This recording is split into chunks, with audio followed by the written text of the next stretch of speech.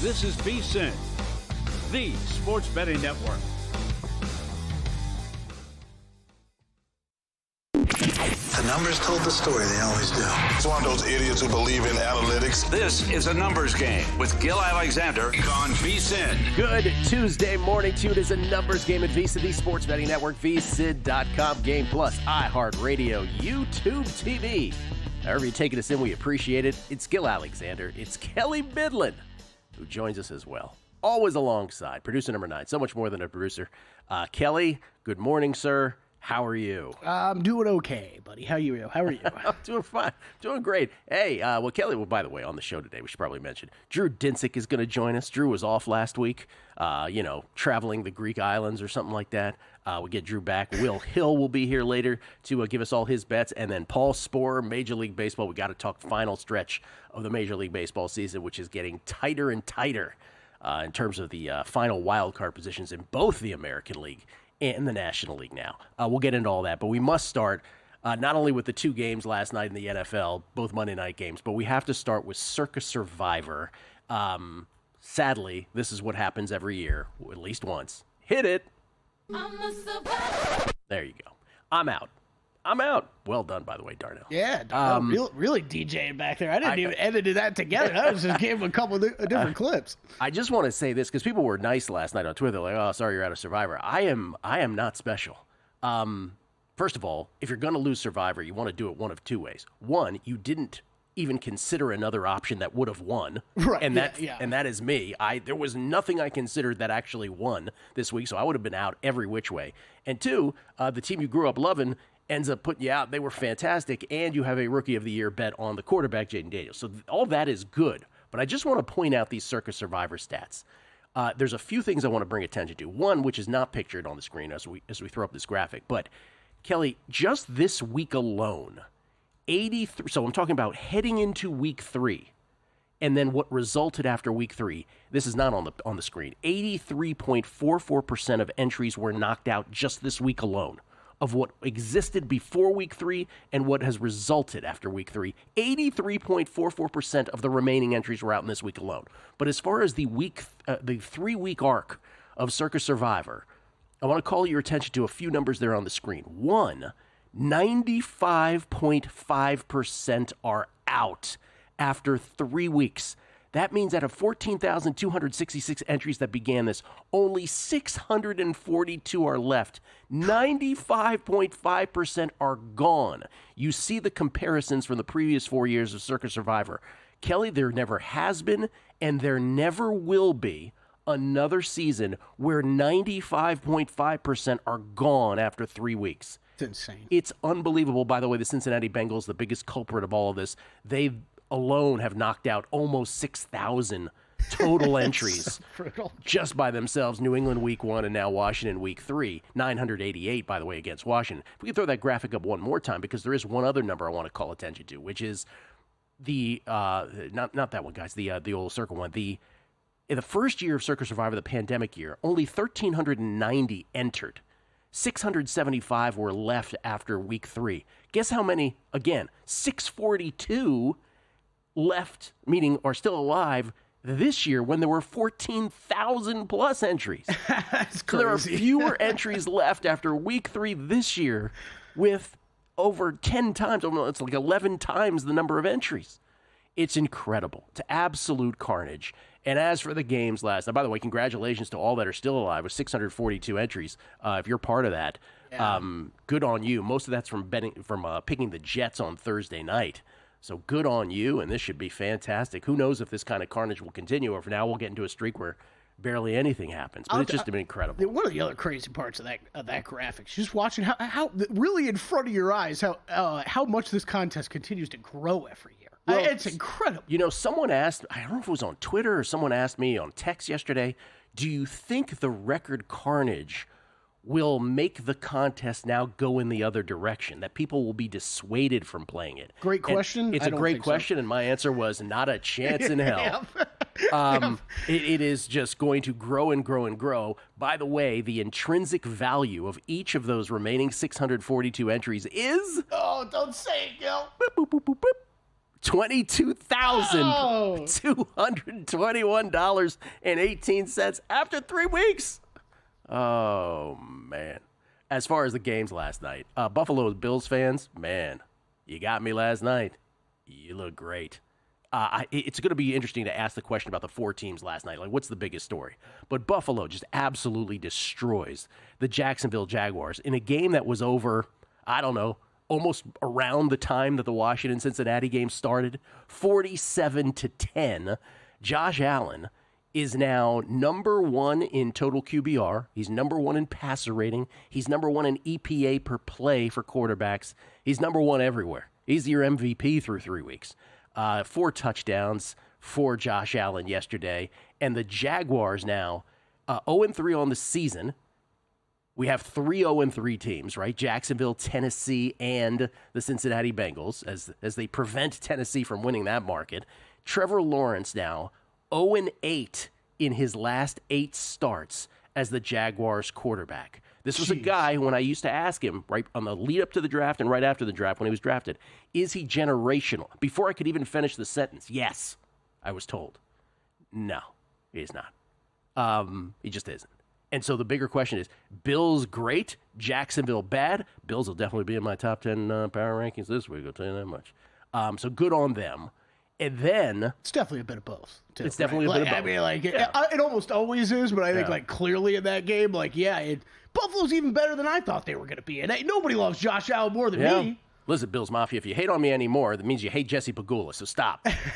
Now, as far as the other game, the one that knocked out so many of us in Survivor, Washington-Cincinnati, the first game since 1940. With no turnovers and no punts. That's wild. Skins win 38-33. Jaden Daniels, 21 of 23 for 254. 12 carries, 39 yards. 3 total touchdowns. It's the highest completion percentage, minimum 20 attempts, for a rookie in NFL history. The second high, by the way, that's the 21 of 23, right, which is above 91%. It's the second highest completion rate through 3 games in NFL history for any quarterback, minimum 50 attempts, at 80.3%. Only Drew Brees at 80.6% completion rate in 2018 has been better than Jaden Daniels' completion rate the first 3 weeks of the season. But it's so much more than the completion rate. And for those of us who grew up on this franchise, this is the most excited we've been since RG3. The great rookie season of RG3, obviously injuries took care of that for Washington fans.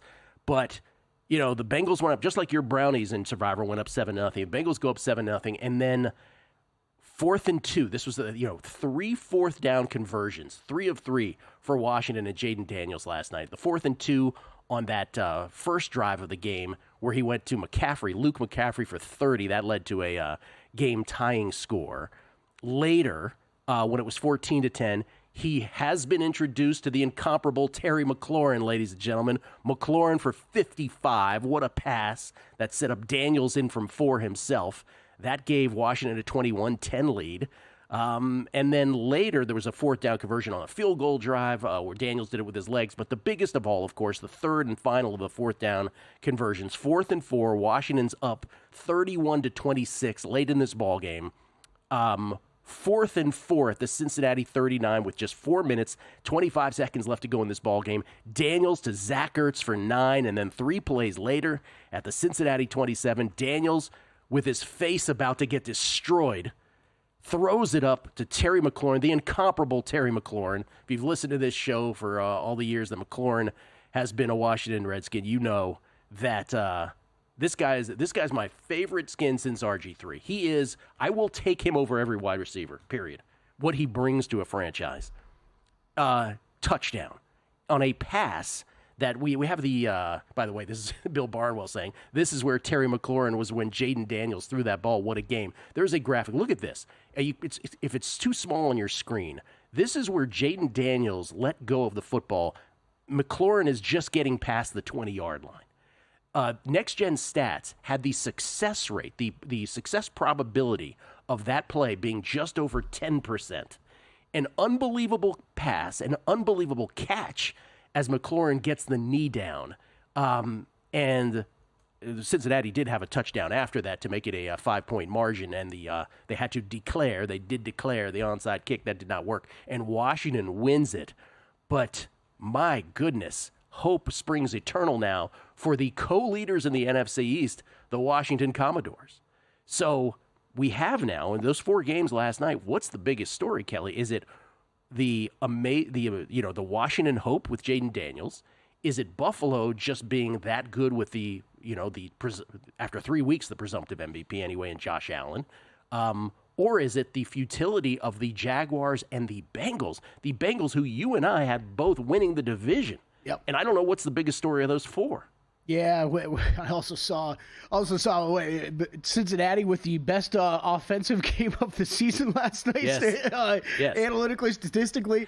So yeah, it's I mean, it's got to be Jaden Daniels and the Commanders, specifically Jaden Daniels. I think is the story. I have been saying all 3 of these weeks. What was my comment about him? He's so comfortable, almost too comfortable. I said right, and he does lull you into this sense of is he so easy for him? Like, this can't be a good thing, right? He was great at ASU. He was obviously great at LSU. He has been great through 3 weeks. It's early, but Jaden Daniels now your short shot to win Offensive Rookie of the Year at plus 150. Yeah, and I think rightfully so. Him plus 150, Neighbors plus 250, Harrison plus 350. I think those all make sense right there. But he's a quarterback, so it should be a bigger gap. Yeah, absolutely. I agree. I think the other thing to keep in mind is wild with some of these results is look at some of the defenses that the Bills and Commanders have played against. Like, it's pretty bad. The Washington Commanders, the last 2 games under Jaden Daniels, no punts, none. They've never been stopped. Not a single turnover for Daniels yet this year. Coming back with Drew Dinsick next. Time. There's nothing more valuable.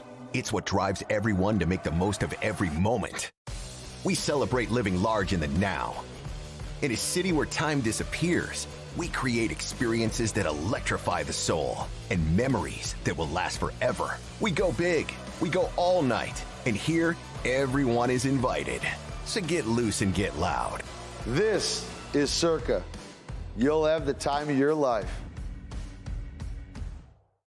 Coming up Tuesday on Follow the Money, we'll recap a Monday Night Football doubleheader. Also look ahead to Week 5 in college with Paul Stone, with picks, and Derek Stevens. Not many left in Survivor. Follow the Money weekdays 4 to 7 Eastern on VSiN, the Sports Betting Network. Want to see who at VSiN is on a hot streak? Go to VSiN.com/picks to see all the selections and weekly leaderboard of VSiN hosts, writers, and guests. Become a VSiN Pro subscriber and get every pick sent to your inbox daily. Just head to VSiN.com/pro. VSiN is thrilled to introduce a new VSiN.com tailor-made to the evolved needs of today's sports bettors. Our upgraded navigation streamlines your journey, allowing you to swiftly access articles, videos, and podcasts. Whether you're tuning in live or catching up on your favorite shows, everything is just a click away. VSiN.com guarantees a fluid and responsive experience across all devices, ensuring you stay connected wherever you are. We have enhanced tools such as our betting splits and expert picks, and introduce innovative features like parlay and odds calculators, all designed to make you a sharper bettor. Our How to Bet section is perfect for beginners, covering the fundamentals, while seasoned bettors can delve into our advanced betting strategies for the competitive edge you've been looking for. Sign up for free on VSiN.com or become a VSiN Pro subscriber, where you can unlock unlimited access to every tool, expert picks, and insight that make VSiN the sports betting network.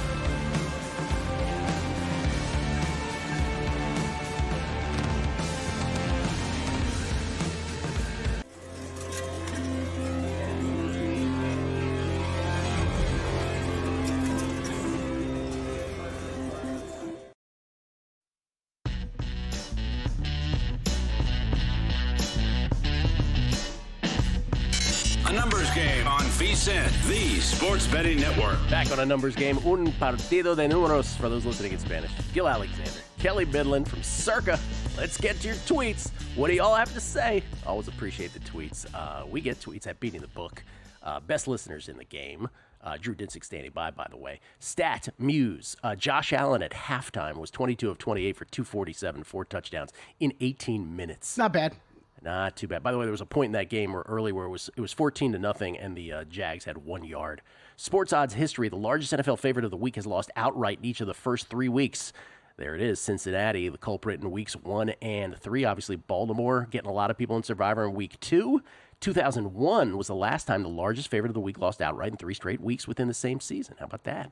Thank you, Blake, from Sports Odds History, or as we like to call him, Balake. Balake. This is from Circa themselves. These are the stats that I was pointing out earlier. Guys, let's go to the tweets that I had prior to, if you could. But there's Circa Sports. Okay, there they go. And those are some of the tweets we got. Let me read a few more. These are, this is from Kevin Ryan. Gil, is it time to start the conversation that it looks like now 2 years in a row the better quarterback was picked in the number 2 position rather than the number 1? Let's see. Brian M. Oh, yes, the Evan McPherson field goal miss. He said with regards to the Washington-Cincinnati game, missed field goals should count as turnovers. It's basically the quarterback taking a knee on 4th down for a 7 to 8 yard loss. Bentley. Can't wait for this year's Circa Survivor documentary showing the formation of a class action lawsuit against the Bengals. And Larry Matthews Jr., numbers game, just in time to distract me from reviewing a 784-page contract at work. Oh, glad we could help. And then Las Vegas 514, we got a lot of these. Hi, I'm Jaden Daniels, the new rookie quarterback. Hi, I'm Terry McLaurin. I'm a really good wide receiver if you throw me the ball. Gil, they finally were introduced to one another. Yes, they were. Absolutely. Yeah, I think there was a lot of us thinking about you last night in those situations. We're like, hey, there they are. There he is, the incomparable Terry McLaurin. I wonder if he introduces himself that way as the incomparable Terry McLaurin. Moneyline Marv, I expect a full homer breakdown of the game last night. How did I do, by the way, Moneyline Marv? How did I do? And then Mike Stacks, being in Survivor with a partner sounds like a great idea until you can't agree. Final analysis, stay solo. Do your own picks and avoid headaches. Cheers to all a good night. I guess he lost in Survivor, and he didn't agree with his partner's pick, it sounds like. And then Ray Pierce, let me just read this one. I think I have 2024 pegged, Gil. All kinds of random goofy results will happen all year. Then the Chiefs will win the Super Bowl. Yep, sounds about right. Yeah. Sounds about right, Ray Pierce. We'll read some more coming up. Drew Dinsick joins us now, courtesy of the Progressive Guest Line. And let me just say this. He's glowing. He is radiant. But I'll use the word radiating to describe Drew Dinsick on your television screen right now, fresh from the Great Isles. At Whale_Capper, co-host of both the Deep Dive and Bet the Edge podcast from NBC Sports. Drewski, how you doing, man? Oh, I'm doing tremendously well. Typically after a vacation, I'm recharged. I'm ready to take on work, take on handicapping. Like, let's go. But I don't think I've ever been more depressed returning to life in California. Oh man, like, how come I can't just wake up and look at the beautiful cerulean blue sea every morning? Like, this is very, very, very tough to kind of return to what is a very blessed life that I lead, and have nothing but fond stories and things to say about our hospitality that we had in Greece. Had just an incredible time in the islands there, and actually got to watch a lot of football. The timing worked out well to catch a lot of the good stuff. So I'm ready for real life to start again. But I got to tell you, this is about as depressed as I've ever been post vacation. A lot of sympathy, I'm sure, coming your way. Yeah. A lot of people coming your way. Real bad for you. Tough life this guy has. Yeah. Let me ask you the question I asked. I asked it of Kelly. I kind of was asking it out loud to everybody last segment, which is from the 2 games last night. The positive of the Bills just steamrolling the Jags and Washington with Jaden Daniels going to 2-1. With an outright win over the Bengals as 7.5-point dogs versus also the futility stories of the Jags and the Bengals both falling to 0-3, and the Jags 0-8 now in Trevor Lawrence's last 8 started games. What's the biggest story of that bunch? The biggest takeaways I thought were the kind of the crystallization at the top of the market for MVP and O'Roy with the Bills and Daniels. Yeah. The negatives, you can point to a lot of negatives, and I don't know, there are a lot of takeaways. And actually, thank goodness Monday Night Football had all of this stuff to talk about, because the Sunday action was not great. Yes, but yeah, there are some phenomenal storylines that came out of those last night's games, and I think the fact that Cliff Kingsbury and Daniels and McLaurin are already at this stage in week 3 is pretty awesomely positive. But I will say that was sort of the ideal opponent for them, which is a Bengals team that not only had huge limitations coming into this game, but then had additional injuries to where the rushing attack took all of the pressure off of the passing attack, which really allowed them to take some of those deep shots. There was hardly any pass rush, and maybe kind of the unheralded positive for the Commanders is I had this offensive line pegged as a bottom 5 unit coming into the season, and they're playing like a top 5 unit.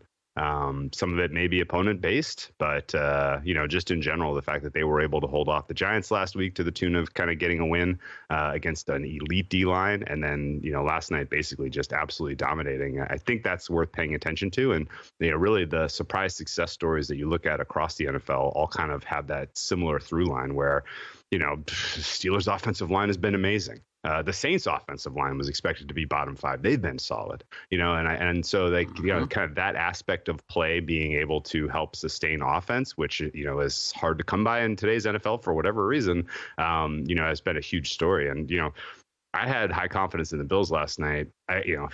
Two wins for me with the Bills and the over in the nightcap, and I still feel like I left money on the table because they were both such rocking chair winners, both basically home by halftime.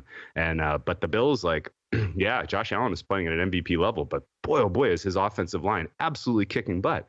They are giving him all the time in the world to make the right decision. And if you give Josh Allen time in the world, to scramble if the read 1 and 2 aren't open, and you allow him to make plays out of structure on top of what is already a top 2 quarterback, clearly top 2 quarterback in the NFL, then he's going to look like this. And the fact that he's got 7 touchdowns and no interceptions, maybe his MVP price is a little bit inflated, because presumably the interceptions aren't going to completely, just evaporate from his game.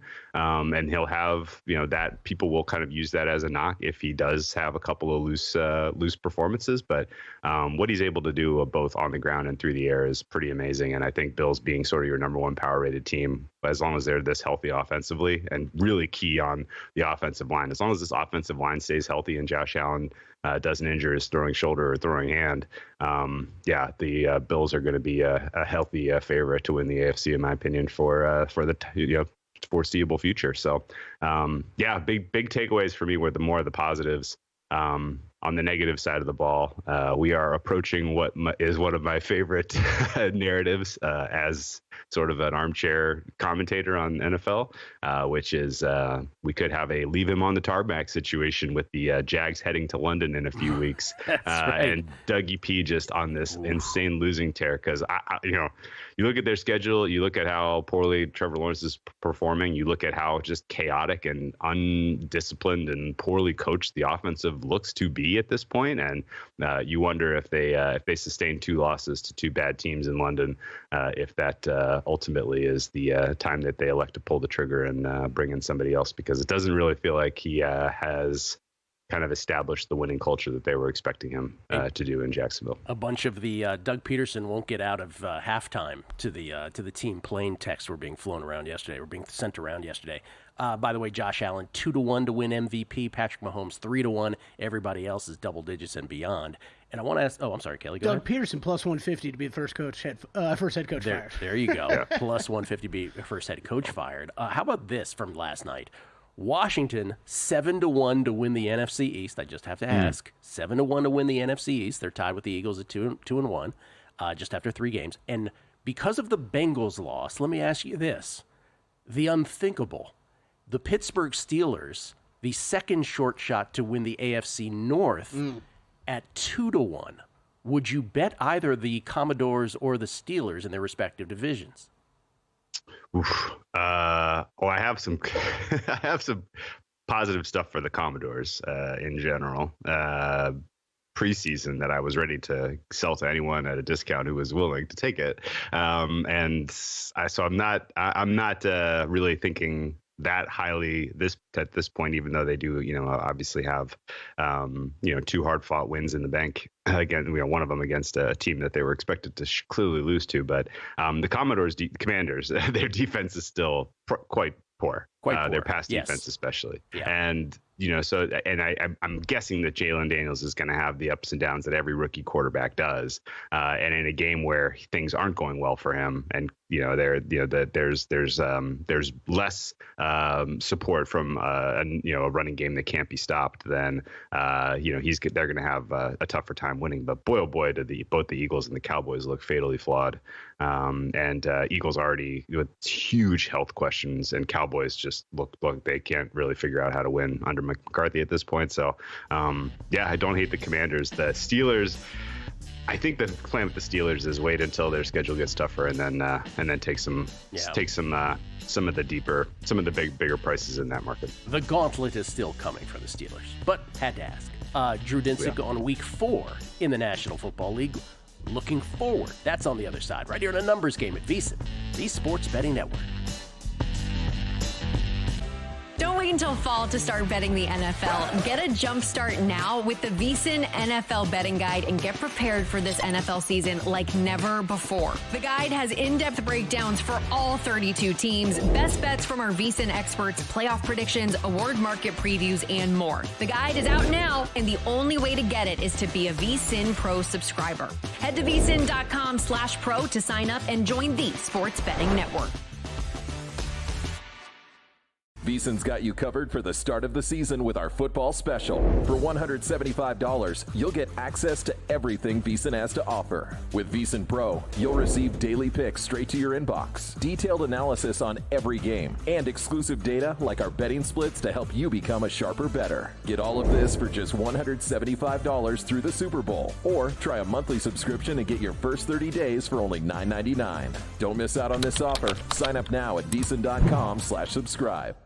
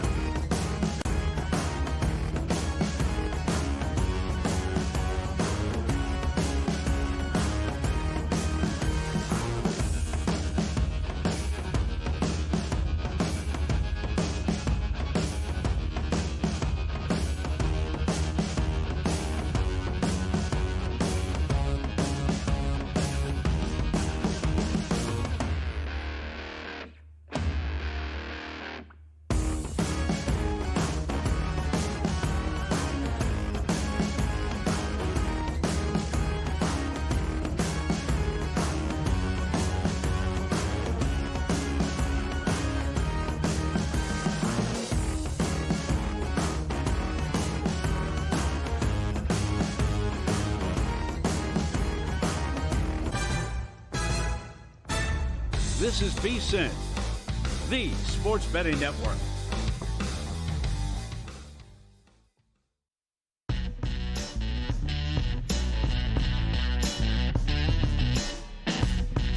A numbers game on VSiN, the sports betting network. Are you the type of player who's looking to get down $10,000 or more on an NFL line at the best price in the market? Well, perhaps you're looking to get your in-game play instantly accepted. Either way, I introduce to you a little something I like to call Sport Trade, the app that's going to change sports betting forever. Minus 104 lines instead of the typical minus 110. Instant in-game betting and a concierge player service. Sport Trade, perfect for those who want a premium betting experience.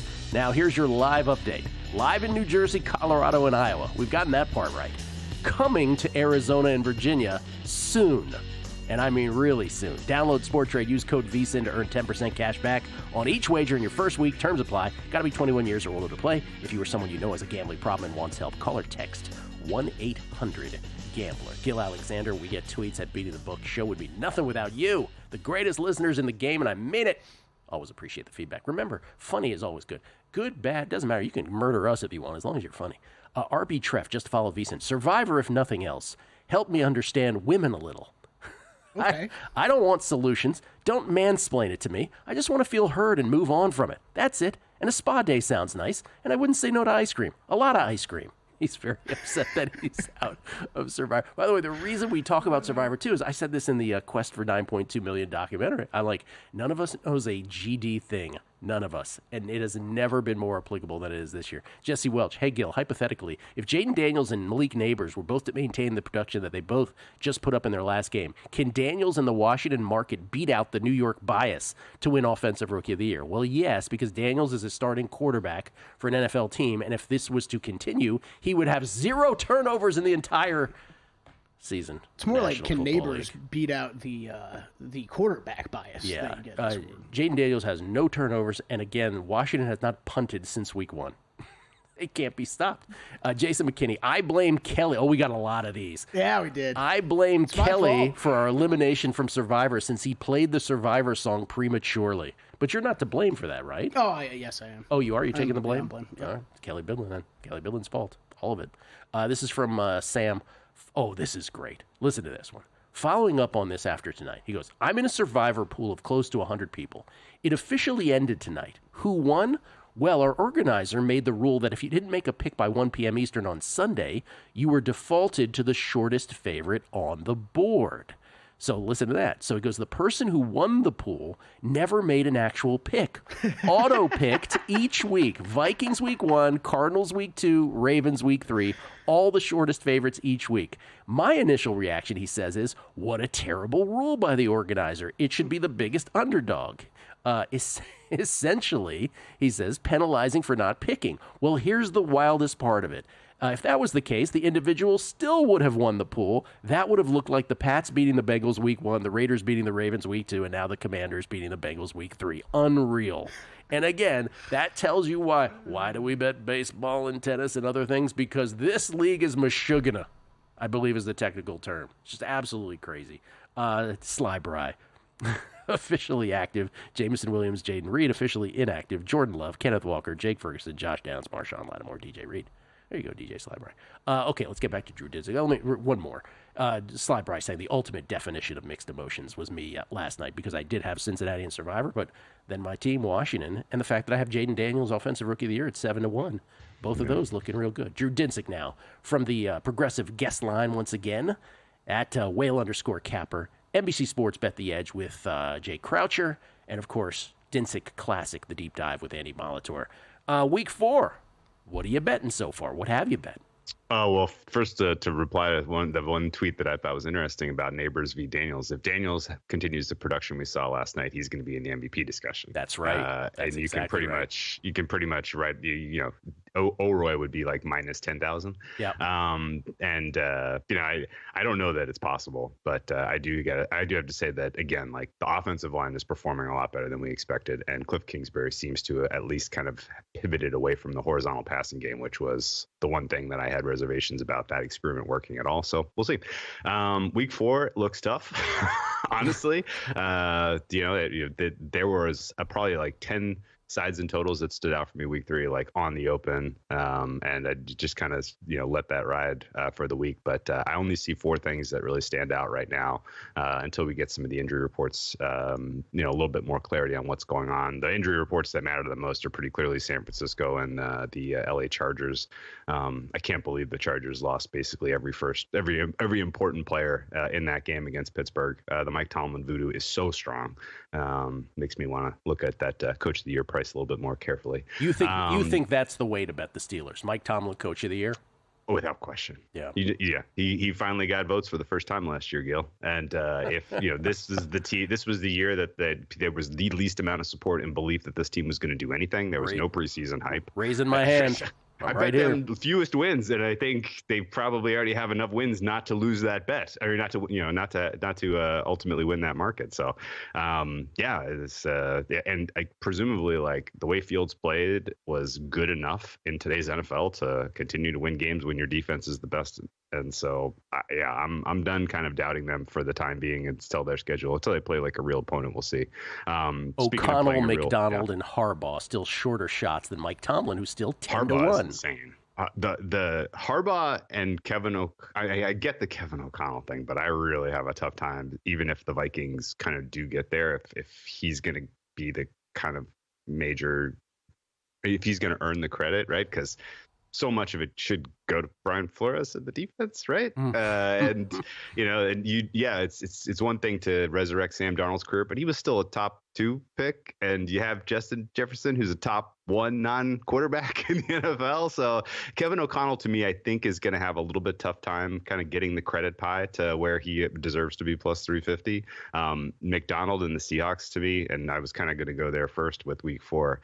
They are kind of, and I'm heavy McDonald in this market. I think I bet 30-1, 25-1, everything I could find when I was in Vegas out there for Bet Bash. And I am very, very, very nervous that the Seahawks are sort of the undefeated fraud in the mix here. Me too. Yep. Like, you look at the quality of quarterback that they've played so far. Congratulations, you got Bo Nix in his first start. Congratulations, you got Jacoby Brissett behind an offensive line that can't do anything. Congratulations, you get to play against Skylar Thompson, and I forget even who relieved Skylar Thompson. And really couldn't put the Dolphins away till the very end. Really? No. Yeah. They really couldn't, and they couldn't put the Patriots took them to overtime. Patriots are terrible. That was there is massive fraud watch for this Seattle team, and most of it's on the offense for me. The defense looks decent, and the defense again kind of gets a little fortunate this week going up against the Lions team that I'm expecting to be without Frank Ragnow. I think that that sets up well for Lions. Really just haven't showed us any type of chemistry whatsoever offensively to this point in the season. It may come later, but it's not here now. And then you take your center out of the mix. That's huge. The offensive line in general has not done a good job pass protection, and so I think Seattle can give the just again, like I will never forget what Mike McDonald did to Jared Goff in Baltimore last year. That was just an absolute masterclass of how to frustrate a quarterback who really relies heavily on the offensive coordinator to set the table for him. So to me, that looks like a nice matchup for Seattle defense. And then the Seattle offense, I have huge questions about going up against the Lions defense that can pass rush with an offensive line in Seattle that I have, again, huge questions about on the road, noisy arena. So under 46 is the clear, obvious standout for me there. I know that it's come down from the opener 48. I bet it at 47 actually, but I still think 46 is too high. This one should be closer to 44 in my opinion. And in general, like that ultimately could just be a battle of attrition where, best special teams field goal unit ends up being the deciding factor in that Monday Night Football game. So a lot of thoughts on Seattle. I hope they keep winning. I hope McDonald stays in the mix for Coach of the Year, but boy, oh boy, did I need to see more out of that team overall against real competition. And this is your first real test. So fired up for that game. The other ones that stood out to me sidewise, I'm going to be the donkey that goes to the well and takes the Bills money, Bills plus money this week. I'm not seeing it with the Ravens. I know that like the ultimate final score against the Cowboys was not indicative of what just an absolute class, put on display that was by the Ravens. But last year's Ravens don't lose, don't give up that lead. They, bury the Cowboys 40-3. And there are problems with this Ravens defense, the special teams, the penalties, like a lot of things about what the Ravens are doing right now look pretty questionable to me. And everything that the Buffalo Bills do, just speaks to them being an absolute truck. I know it's a short week. I know that we've seen a lot of teams come off of really impressive primetime performances and then just absolutely lay eggs the following week. But the Bills, to me, should be I pick them in this game, not plus 110 on the money line. So give me some plus money Bills. And then the other two sides that stood out to me are the Jets at -7. I played that at minus 110. I think you can still get that price around. Nothing about the Jets having extra rest to prepare for Bo Nix spells success for the Broncos offense in this contest. And I think the Jets are kind of building a little bit of momentum here in general on offense. So give me the Jets -7, prefer minus 110, but don't mind laying minus 115. And then lastly, I see no separation between the Saints and the Falcons. Saints offensive line performing well enough to hold off the Falcons' meager pass rush. I think that Saints can win that game. Drew, no more vacations during football season, okay? I'm done. Okay. Well, actually, I'm going to wine country in a week, but I'll still be on with you guys. Okay.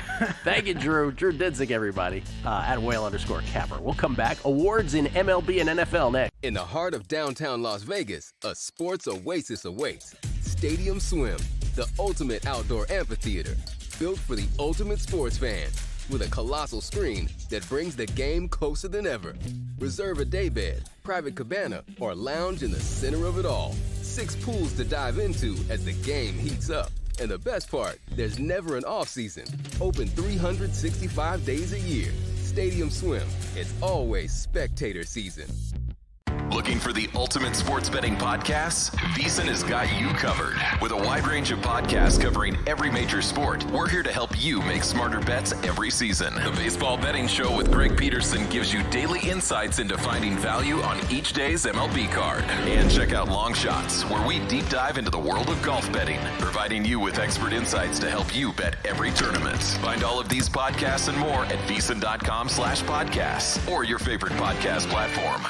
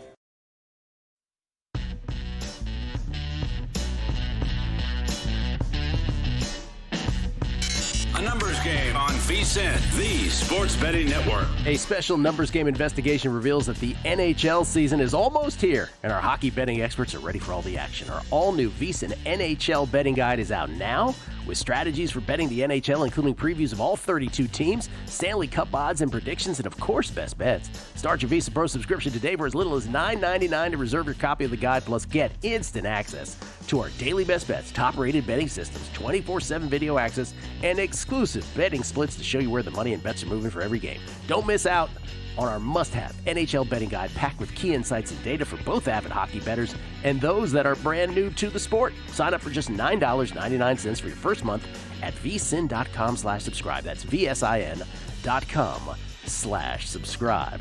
It's Gil Alexander. I'm just laughing because some of the tweets are so great. We get tweets at Beating the Book. Always appreciate the feedback. Truly grateful. Real Bozarth, Master of Puppets. He says, well, Survivor was fun. Had the perfect roadmap until tonight. I love people who go out of Survivor. It doesn't matter if it's after week one. Oh, I was set up so perfectly. That was me on Sunday.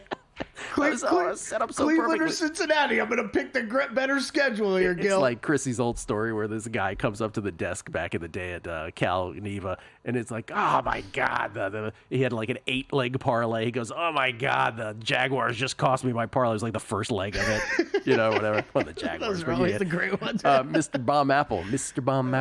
The incomparable one. There you go. Buries the Bengals Survivors picks. Truly impressed by Daniels tonight. By the incomparable, he's referring to the incomparable Terry McLaurin, of course. Do you think Jaden Daniels on that throw was planning on throwing it out of the back of the end zone? No, I think he actually thought he was going to. Oh, absolutely. Okay. Because he's got the incomparable Terry McLaurin. Anything is possible. Whoever hit him was in his face immediately. I think that he stood in there. No. I completely believe he was throwing a touchdown pass. I took it as like 80%. This is out of the back of the end zone, but I'm gonna leave a slight little sliver for my guy to maybe get it. Next Gen Stats said it was a 10% plus possibility that play worked. Rich PSM. Daniels, easy rookie of the year at this point. Doesn't even look nervous, and they haven't stopped him once. All those things we talked about. Game looks easy to him. Another number 2 pick away better than number 1, he says. And then we have some others. This is, New York Mets 16. Let's talk about how he hasn't been introduced to McLaurin yet. Mr. Daniels, Mr. McLaurin, Mr. Daniels. Nice to finally meet you. I like that. And then on Drew's segment moments ago, these are great. Nick at Real Nicks, he says, congrats for booking the lost member of the Bee Gees on your show. Who knew he was a betting expert? That's one. And then Manny Davison tweets and he says, Drew should start a podcast with Jesse Pagula called Our Depressing Lives. So great. You got to do it out of like an island resort. Yes. It's so sad that you're back home in Long Beach. Scotty B 726. Oh, this is a great point from Scotty B. I want to bring this up too because I sort of casually said this, and then as I said this, I'm like, I probably shouldn't say that anymore. And Scotty points it out. He says, "Are we sure the back half of Pittsburgh's schedule is tough? Cincinnati and Cleveland might equal 4 wins. I don't know about 4 wins, but your point is well taken. I think what we perceive to be a gauntlet doesn't look as gauntlet-y, if I may say it that way, as it once did. So I shouldn't say that anymore about Pittsburgh." Might not be. Yeah, that was part of the point of Drew looking at Tomlin, Coach of the Year, right? Liking that path. Yeah. Bill Walsh, not that Bill Walsh from the grave, but another Bill Walsh, says, did not foresee Survivor having the same attrition rate as the perfect bracket contest after the Thursday afternoon session of games on day 1 of the tourney. We have reached peak Plinko. That's right. Copyrighted numbers game. Absolutely. And then Johnny Vegas. First year I was in Survivor. Told myself I wasn't going to play the top pick all year. Didn't see Bengals being it this week, and I'm gone. Woke up this morning a little sad to dreary, rainy weather. Will definitely play this contest the rest of my life. It's a rush. Absolutely. So many great tweets. We'll get to more coming up. There's no way it's going down in popularity simply because of how much we've talked about it already these first few weeks. I said to Derek, I ran into Derek, and I casually threw it. I go, you do realize I was the only one talking about this the first year, and he sort of like ignored me, and he just kept going. I was like, okay. I mean, do you know how many shows outside of the VSiN network I've heard bring up Circa Survivor contest? Like everybody talks. They all talk about it now, but I think it's a valid question. Somebody probably it was right to ask. It's a great question. Yeah. Let's look at a few awards, shall we? Do you want to start with MLB or you want to do a couple NFL? Let's go MLB. Because I know you had some thoughts on these. Let's hit those before we get because we're gonna have Will in here next. Do I have thoughts? Maybe I have thoughts. Oh, okay. Well, let's see what they are. Major League Baseball. Right now, I usually have thoughts. NL Skeens -145 at DraftKings. Okay, I am not involved in this. Will have thoughts coming up as well. Will Hill with all his bets. But I said this casually yesterday because it came up briefly at the end of guessing lines. You're handicapping voters here. That's all you're doing. And again, the reason I took the Tigers to make the playoffs over betting Skeens at plus money last week is because I'd rather have it resolved this week than have to wait till damn near Thanksgiving to find out who ends up being the NL Rookie of the Year. If you're asking me what my hunch is that Paul Skeens is going to win the National League Rookie of the Year over Jackson Merrill. Skeens right now is -145. Merrill is plus 115. I think if you're thinking about placing a bet right now, it's a coin flip, right? My hunch is it's Skeens, but I have no idea. Because you can make a case for both of them. And I know people are passionately on the Skeens side and people are passionately on the Merrill side, and they try to disparage the other side. There's no disparaging one side over the other side on this. You can make a case for both, but my hunch is that most of the voters are going to go with Skeens because just on the thought that you can't shut him out completely after what is near Cy Young type numbers, really, in his rookie year. As great as Jackson Merrill was, as dramatic as that 1 week, and I know I'm not trying to belittle him to 1 week, but that 1 week where he had those dramatic home runs late in games that really catapulted him. He's had a great season. I get it. But I think it's Skeens in the end. Could be wrong. Now, with us running out of runway, obviously these odds can shift more dramatically right here with less games. What happened though in the past week? Merrill just he get a little cold at the point? No, Skeens had a great last start again. So I just feel like if you throw Skeens' stats up on the screen, it's kind of hard to argue with. Well, they're insane, yeah. Yeah, it's insane. It's like, wait, what are we even talking about? I thought it was funny when you remember when we first started talking about, or I guess most recently when we started talking about Merrill really making this charge. It was kind of funny to me how far back he was dropping in the Cy Young market, because technically the two aren't related at all. No. One's a pitching market, one's a rookie market. Remember, Merrill got to like -1,000 at one point in there. Yeah, insane. We're all stupid for not betting Skeens then. Luis Gil -225. Colton Cowser +235. Austin Wells +370. Is this really a 3-horse race? I am amazed at how Luis Gil has been the favorite, and not a negligible favorite in this market. Like, I really don't get it. I think I would actually bet Austin Wells. Like, I would actually take a flyer on Austin Wells. I would not on Colton Cowser. I think the New York bias will win out here. It could be Hill, but Austin Wells at +370 strikes me as value when you're just, again, you're trying to anticipate what voters are going to do. I think that's a bet there. If you insisted on betting one of these, Wells +370 would be mine. Okay, I like it. All right, you want to switch to NFL? Yep. Rookie of the Year. Rookie of the Year. Well, I think we've covered this. Would you bet it right now though?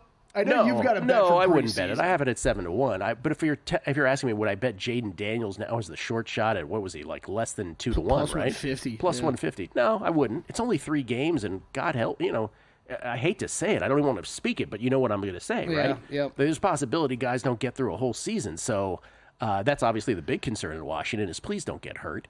But if you Neighbors is +250, Marvin Harrison is +350, Caleb +650. I guess the question becomes, beyond those, is there something that is of interest? And, there's a lot of people who like Brock Bowers at 30-1. I don't.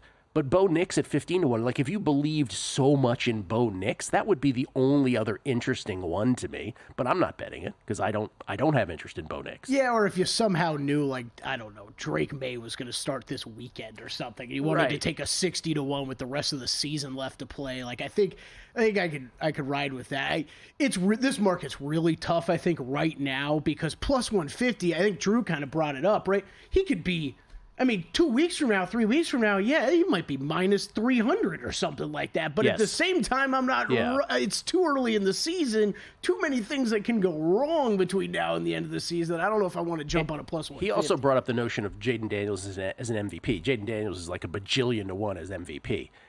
This is like when Skeens was the prohibitive rookie of the year back earlier in the baseball season, and it was the question, could he also win Cy Young? I think the same thing relates to Jaden Daniels here. As long as the Josh Allens of the world exist, he's not going to win MVP over Josh Allen, most likely. It would have to be like a massive season. He'd have to have 0 turnovers like he has now. They'd have to never punt again, which is what's happening now. But it's it's a 17-game season. It's not a 3-game season. Tress Way with the best job in football, Gil. Well, he's just chilling on the sideline. I'm just gonna sit here. Keep getting those 4th downs, Jaden. We'll come back. Will Hill with all his bets, baseball and football. The final week of the baseball season, and man, are these races for the final wild card close. Coming back, Numbers Game, VSiN, the Sports Betting Network.